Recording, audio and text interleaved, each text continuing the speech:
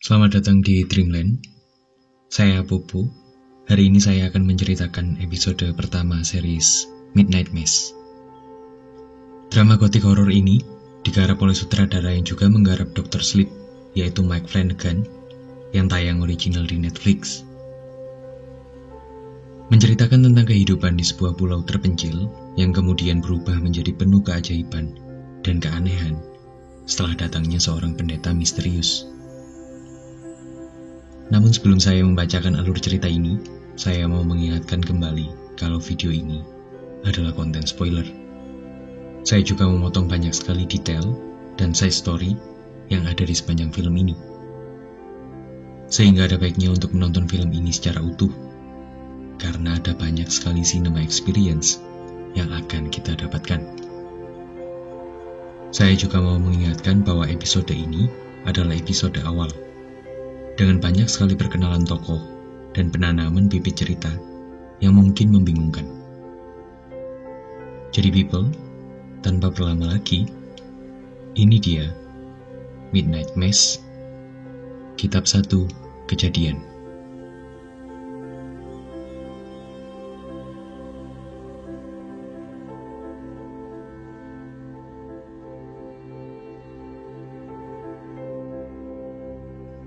Di pinggir sebuah jalan raya di Chicago, Riley ketakutan setelah ia mengalami kecelakaan akibat mabuknya itu yang membuat Tara, seorang gadis muda, tewas.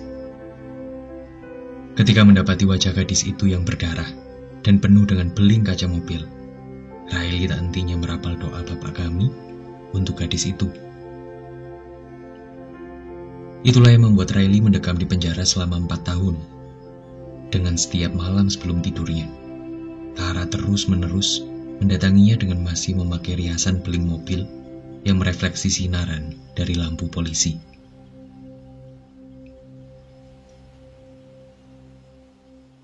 Kini, 4 tahun setelahnya, di sebuah pulau kecil dengan hanya 127 penghuni tersisa, bernama Crockett Island, Annie, ibu Riley, sangat antusias dengan kabar pembebasan putranya esok hari. Namun tidak dengan Ed, yang sepertinya jengah dan masih belum bisa memaafkan insiden yang diakibatkan kebodohan putranya itu. Annie juga memberitahukan berita itu kepada Warren, adik Riley, yang jadi sama senangnya dengan Annie untuk segera ingin bertemu Riley. Warren lalu mengayuh sepedanya ke dermaga, menemui kedua temannya, Hooker, sesama putra altar sepertinya, dan Ali, seorang remaja muslim. Mereka bertiga berniat membeli ganja dari petugas kapal bris bernama Paul, untuk selanjutnya mereka nikmati di bagian terlarang pulau bernama Upper. Warren lalu menyempatkan diri untuk sekejap menyapa Liza, gadis kesukaannya, putri wali kota yang kini memakai kursi roda. Mereka lalu mendayung sampan untuk tiba di Upper. Mereka mendapati kucing-kucing liar itu semakin banyak, yang membuat tempat itu semakin bau dan tidak lagi nyaman.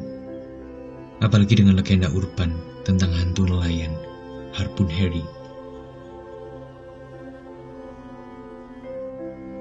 Lalu esoknya di dermaga, Annie menyambut kedatangan kapal bris yang membawa Riley pulang. Annie sangat senang dengan kehadiran kembali putranya itu. Namun ada Miskin, seorang sister gereja, yang gelisah karena kapal itu tak juga menurunkan pemimpin gerejanya, yaitu Monsignor Pruitt, yang seharusnya kembali dari ziarah ke Tanah Suci. Perjalanan Annie menggandeng pulang Riley ke rumahnya itu diwarnai dengan sapaan dari Sheriff Muslim, ayah dari Ali, bernama Hasan. Di dalam kantornya, Sheriff Hasan sendiri sedang menangani seorang pemabuk yang membuat keributan besar semalam, bernama Joe. Joe akhirnya dilepaskan dari penjara Sheriff dan dibiarkan untuk bertemu Pike, anjingnya.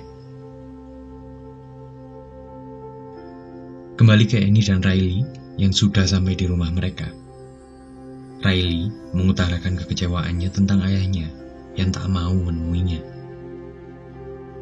Tapi Annie mendinginkan Riley dengan menjelaskan bahwa Ed harus bekerja karena tempat mereka menjaring ikan kini semakin menyempit sejak kasus tumpahan minyak 3 tahun lalu. Sebab itulah, kini banyak keluarga nelayan yang meninggalkan pulau itu untuk mencari penghidupan yang lebih layak di pulau lain. Lalu di sekolah kroket, wali kota mengumpulkan beberapa orang penting untuk mengantisipasi kemungkinan badai. Sheriff Hasan, yang ternyata juga penghuni baru di kota itu, memimpin pengamanan dari badai. Namun Miskin, yang sok pintar, justru mengambil alih diskusi dengan memutuskan sendiri bahwa orang-orang akan ditampung di gereja. Dan lalu beberapa kali memberikan perlakuan rasis kepada Sheriff Hasan yang adalah bukan keturunan kulit putih dan seorang muslim. Namun dengan kedewasaannya, Sheriff Hasan hanya menimpali dengan diam dan senyuman. Malamnya, Riley untuk pertama kalinya kembali ke meja makan bersama keluarganya. Ia bercerita bahwa setiap minggu, ia akan diharuskan kembali ke daratan utama Amerika untuk melakukan pertemuan pecandu alkohol sebagai syarat pembebasannya itu. Annie lalu mengingatkan Riley untuk besok pergi ke gereja. Namun, Riley menolak. Hal itu jelas membuat Ed marah. Ed masih belum memaafkan Riley setelah kejadian itu dan tetap memaksa Riley mendatangi gereja, meski hati Riley tak berkenan. Ed yang jengah lalu pergi dari meja makan dan menutup makan malam itu dengan suasana canggung yang luar biasa. Beralih ke Miskin, ia mendatangi rumah Monsignor Pruitt yang kini lampunya menyala. Ketika tak mendapati jawaban, ia membuka paksa rumah itu. Miskin terkaget karena mendapati bahwa yang pulang ke rumah itu ternyata bukanlah Monsignor Pruitt. Scene lalu berganti ke suasana Albert. Kita mengikuti seekor kucing yang mendatangi kucing lainnya yang sudah menjadi mayat. Tiba-tiba dari balik semak, ada sosok tinggi yang langsung membuat kucing itu tewas. Kini di minggu pagi, Riley terpaksa mendatangi gereja bersama kedua orang tuanya. Misa pun segera dimulai dengan Warren dan Uker mengawal seorang pendeta pengganti Monsignor Pruitt bernama pendeta Paul Hill. Paul Hill menjelaskan kepada jemaat bahwa mereka tak perlu khawatir kepada Monsignor Pruitt, sebab ia sudah dalam perawatan rumah sakit setelah ia jatuh sakit sepulang dari ziarah ke Tanah Suci.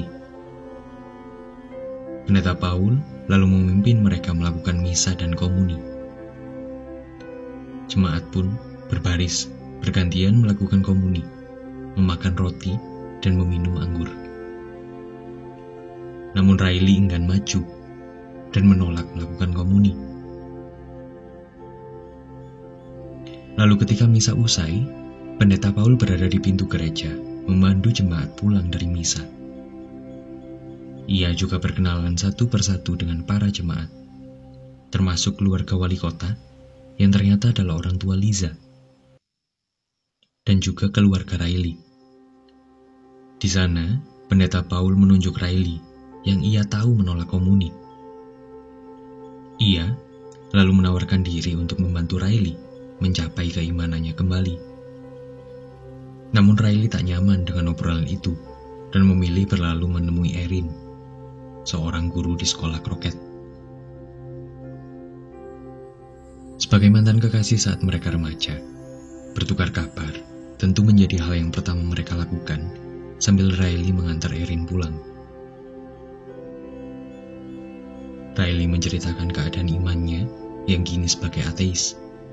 Meskipun awalnya, ia adalah seseorang yang berasal dari keluarga yang sangat taat pada iman Katolik. Sementara Erin menceritakan kehamilannya yang kini berusia 20 minggu, yang dilaluinya tanpa suami yang seharusnya ada di sampingnya. Riley lalu menanyai Erin alasan Erin pergi dahulu dan kembali setelah ibunya meninggal. Namun Erin tak mau menjawab.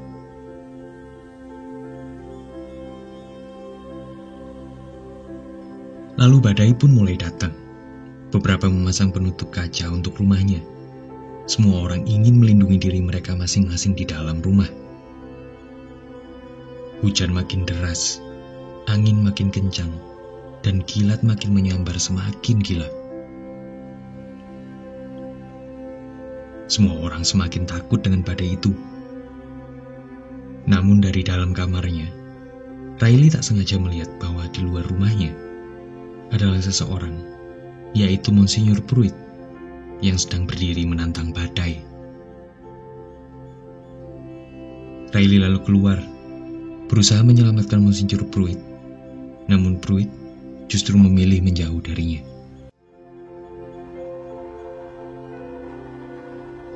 Malam mengerikan itu pun berangsur-angsur berakhir. Kini pagi datang dan badai telah usai. Di pagi hari, mereka berencana memastikan keselamatan penghuni lain yang mengungsi di gereja. Mereka pun pergi keluar rumah sambil sedikit merapikan bagian depan rumah mereka. Riley tiba-tiba memanggil ayahnya ketika ia mendapati keanehan.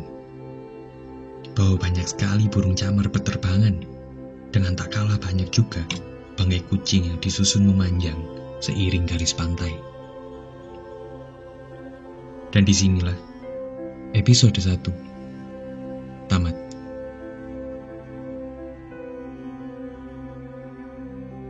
Cukup sekian pembahasan film kita kali ini. Besok akan saya lanjutkan dengan Midnight Mass episode 2. Ceritakan juga pendapat kalian tentang series ini di kolom komentar ya. Jangan lupa juga buat kunjungi TikTok Lakon Film. Terima kasih atas atensinya. Tetap waras dan terengginas. Selalu berbahagia ya. Bareng